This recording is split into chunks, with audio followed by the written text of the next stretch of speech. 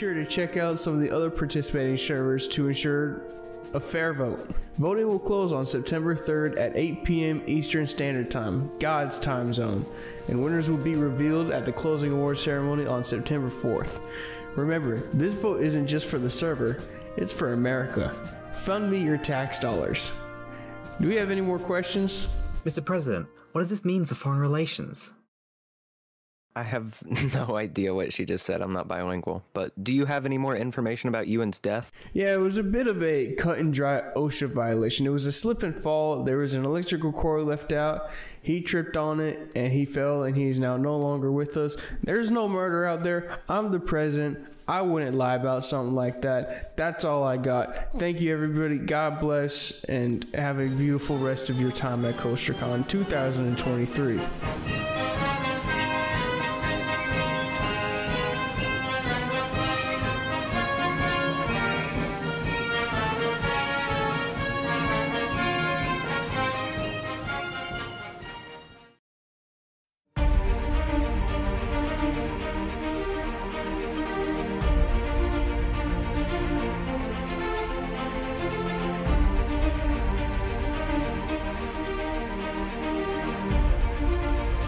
Soundtracks.com.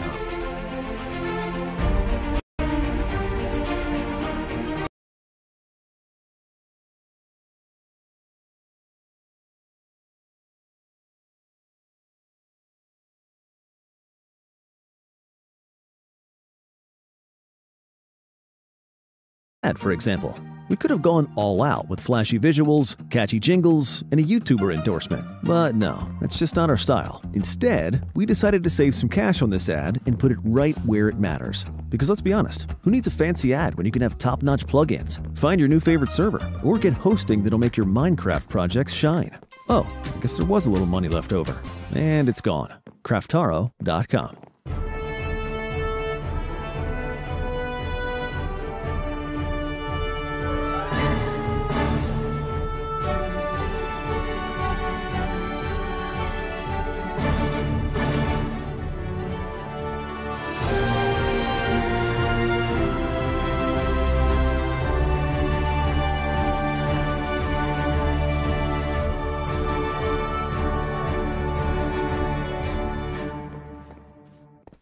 Give Kids the World Village is an 89-acre whimsical nonprofit in Central Florida that provides critically ill children and their families with magical week-long wish vacations at no cost.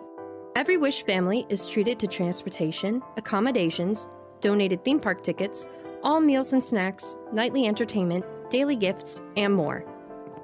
Since 1986, Give Kids the World has welcomed more than 177,000 Wish families from all 50 states and 76 countries to laugh together, play together, and create priceless memories away from the hospital stays and medical treatments. More than 30,000 children in the US are diagnosed with a critical illness each year, and half of those who are eligible for a wish choose to visit Central Florida for its world-famous theme parks. Give Kids the World is the nonprofit that fulfills all of these wishes. United Servers of Discord Alliance is a club comprised of prestigious Discord servers working together to maximize the enjoyment of its guild members. It's the largest guild alliance on Discord and is comprised of some of the most popular game and entertainment communities in the world. You can learn more about the United Servers of Discord Alliance by visiting discord.gg/USDA. United Servers of Discord Alliance is teaming up with Give Kids the World Village on an annual fundraiser called Guilds for Hope. Each community in the Alliance will be raising money for Give Kids the World through individual or team-based fundraising.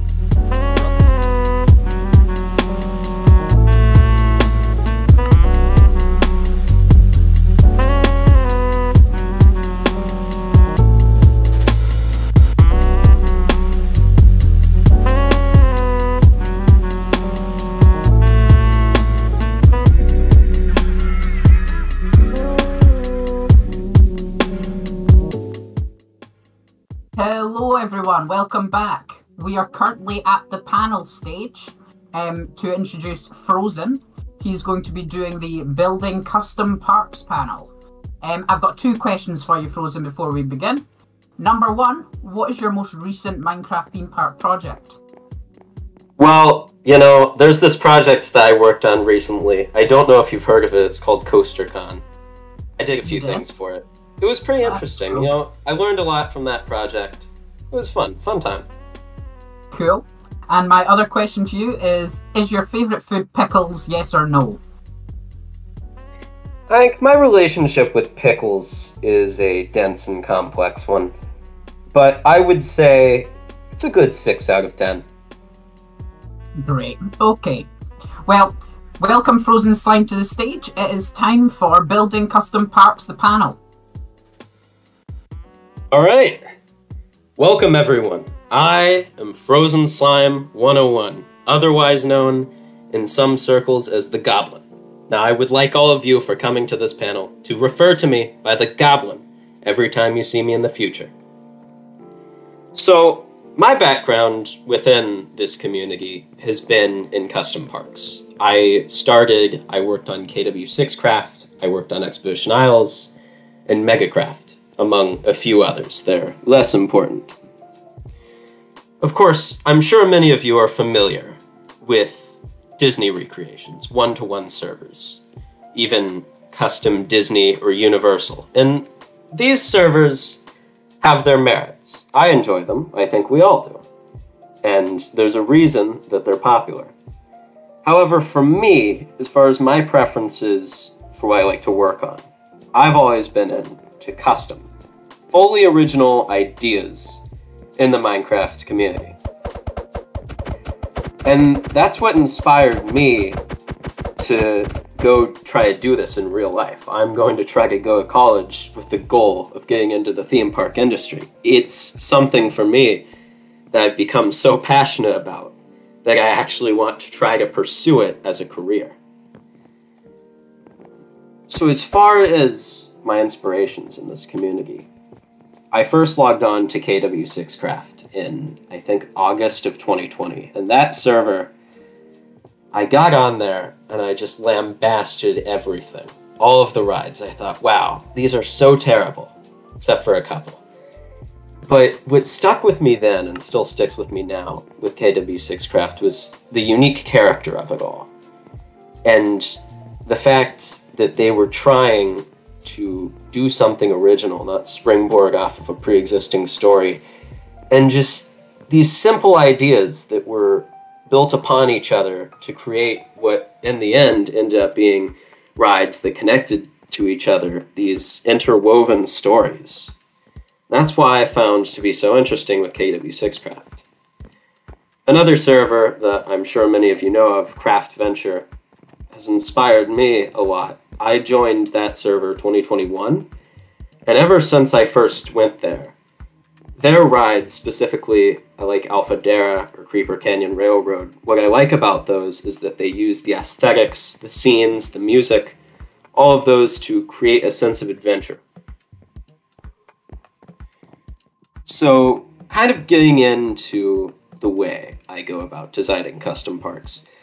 My design philosophy, the way I see this working, centers around the main goal that the art, if you will, of themed entertainment is to immerse the individual into an environment in such a way to create some kind of emotion controlled through the aesthetics, what you see, what you're immersed into.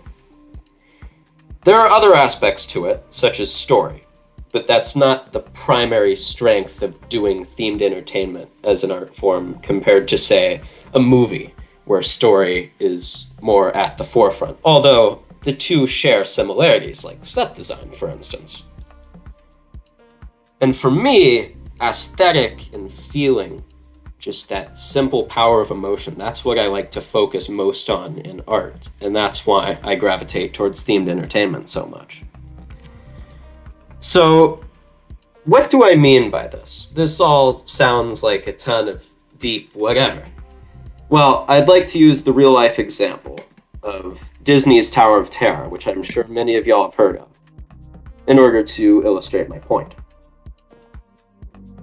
With Tower of Terror, and I have to stress before I go into this, that the interpretation of themed entertainment is subjective, and that's what's beautiful about it, because anyone can go experience this attraction, have a great time, but you can go into it, and if you really look deep into it, you can interpret it different ways.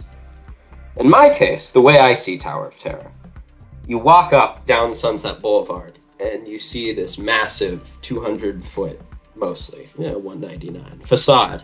You see the ride vehicles with people in them. They're about to drop, and it's certainly intimidating to people who haven't ridden it before, who might be scared of it. You walk down these courtyards and gardens that are kind of run down, and then you enter the lobby, and the lobby is my favorite scene on Tower of Terror. It's so dense and packed with detail, and it's fancy because it's a luxury 1930s hotel, and it's calming in a way, but at the same time you can tell something happened here. Something is off. It's kind of decrepit. Doesn't feel like you really should be there anymore. Then you go into the pre-show, and it's all laid out for you. Suddenly, you're in the middle of this kind of horror mystery. These people have disappeared, been given context to the situation, and now you realize, oh, I'm about to go ride the elevator and relive that night. You go into the boil room, and the mood has changed. The suspense builds. You go into the ride, the dark ride scenes kind of hype you up, build that suspense further, and then the climax is that drop sequence. So Tower of Terror effectively plays with your fears. Now, of course, Tower of Terror does some other things well, too. Most importantly, for me, it is a great example of density, especially that lobby scene. There are so many tiny details that you'll see, the cracks in the walls, the cobwebs, just to name a few, that add to the story if you're looking closely. It rewards the astute guest, whereas someone who's just passing through might not see all of that. It makes it rewritable, it makes the story more interesting and impactful if you look into it. And also, another thing that Tower of Terror does well, it effectively utilizes IP, which is not something every ride can do, I think we can all agree. But in the case of Tower of Terror, it uses Twilight Zone organically, because it frames it as a lost episode. It's not just, oh, you're going and seeing the episodes of Twilight Zone or seeing specific vignettes. It uses the brand, the mystery, the uncanny of the Twilight Zone in order to enhance the mood, the aesthetic, the experience of Tower of Terror. So, how does this apply to Minecraft? How do you go about this in Minecraft specifically? Because, well, this is CoasterCon. First of all, the build. As far as how I like to go about building a ride in Minecraft to create a custom story, one thing that I find important is just designing the room, for one. Shaping rooms or ride scenes to create various moods. So I'll use an example. The picture on the left that you'll see is on, okay, right here. This is a ride I did for Megacraft, Journey to the Rooted Depths, which is a rapids ride. In this first scene, you go into this big village full of mushrooms. And the way I designed this scene is to be very dense, very lush.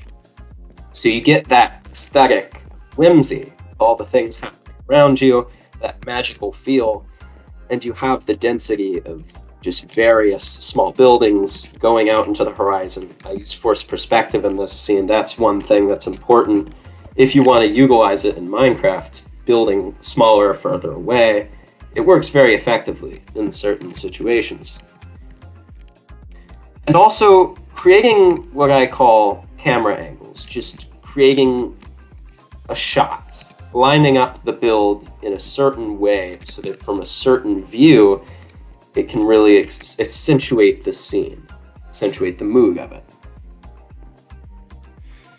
As far as storytelling, I don't like to create some complex, dramatic story for attractions. Instead, I think the best way to go about it, especially for Minecraft, is to keep it simple. You want to produce those emotions. That's what themed entertainment is best at. So that's what you do. In terms of that rapids ride, again, there was no dialogue that I added to the story. It was all told without words, just visually. And you went through various scenes. Some were whimsical, some were dangerous, but in the end, the writer went through a journey. Now, if you are going to try to go about a story with actual dialogue, I find that the easiest, and best to do is a comedy story. Those often work the best if you're going that route. But otherwise, I would say stick to simplicity in order to get those emotions. Now, I know it can be a bit difficult to get started with this. It can feel relatively daunting, especially if you haven't done custom parks before. So, I would like to discuss the two ways that I most commonly get started. For one, I think of an aesthetic that I like to start with. So, for example, maybe a scary forest or a massive, expansive cave. Then I think about, well, what stories can I put in there? What creatures, what scenes? How can I expand upon that? How can I flesh it out? Or I would think of what ride I want to do. What ride model, say a B&M hypercoaster or a log flume. Then I think of how can I put this in an environment that makes it thematically fit? What is the purpose of riders going on that? How can I tell a story with it? So I would take one of these two bases, and then I would just run with it. And from there, I would build a story, just kind of work as I go, building different scenes, thinking of ideas, and just expand upon that until you have something that you can work off of. And then the beauty of themed entertainment is that it's really infinitely expandable. Let's say you have one ride with a character. You can add that character to another ride. You can tie them together. You can create density, add little details that people won't see the first time all across your park, so that in the end you'll have all these rewarding little details. Like, hey, this is from this ride. And so in the end, you can create something that, while relatively simple to produce, you can build off of it and make something special. Anyway, I would like to take a couple minutes if anyone has questions, and if not, that's fine. We can end it, and if we run out of time for questions, you can always feel free to hit me up in DMs at FrozenSlime101. Broken TV, my day is going great. I don't know about you. I hope it's going well. So, Zulu, as far as getting an idea, I said I liked to start out with the bases of either just thinking of an aesthetic of a world that I want to create, just what environment do I want to be in, or, oh, what ride would I like to make? And you have to build off of those. And it really is an additive process. You don't just, like, create this giant outline for a complex story right off the bat. It's pretty simple, and you build onto that to get something good. Champ Tova, as far as making an RMC, I haven't done it yet, and I feel like an RMC, the wild nature of those coasters would be pretty hard to add story to it. I feel like that would be the kind of thing where if you want to make it well themed, you make a nice queue for it, and then as far as the ride, maybe add a soundtrack, focus on the adventure of riding the RMC, but not necessarily story or density in there. Roland, how do you keep motivated in doing an area until it's finished? Work with other people. Bounce off of ideas. That's another important thing. Thank you for asking. Because I find that working with other people, the collaborative process, is very important in terms of figuring out what you could do better. Listening to other people's ideas, combining them, that is a great thing to do, especially to keep motivation going. Let's see, I have time for maybe one or two more. Fire Clown, how do you know what theme to do? You don't. You have to decide that yourself. What do you want to make? It doesn't matter what other people want, it's what you want to do. That is how you motivate yourself to do it, and you can flesh it out from there. Let's see. There's a couple more questions about how you get ideas from custom parks from Daniel. Okay, if you don't know where to start, I would say think of real places or think of real theme parks and think of ideas you can combine. If you really want a base like that, you can make something original from things that already exist, obviously. It's a matter of using things that exist as inspiration. Great. Thank you, Frozen Slime. We've got one question from Bryce, though. Where did you get your hat? Wow, what am I wearing? You're wearing like a sprout leaf hat. Where'd you get it? Well, I've been told that if I say, that'd be pretty lame. So y'all are gonna have to figure that one out for yourself. Go explore. Density is the best part of the CoasterCon map. There are so many little things to find here. And if you are the astute guest who will go and explore everything, you too can have an Among Us Sprout hat. This is the reward. Thank you, Frozen, for joining me today and joining us on stage. Your panel has been really interesting and it gives a really good insight into building custom parks. All right, thank you, Ike. Glad to be here. I'm going to be introducing Disney Kid. I'm going to introduce Disney Kid up for the Imagineers Club, continuing the MC Magic legacy. Thank you, Frozen. All right, thank you. See you later. See you, everyone.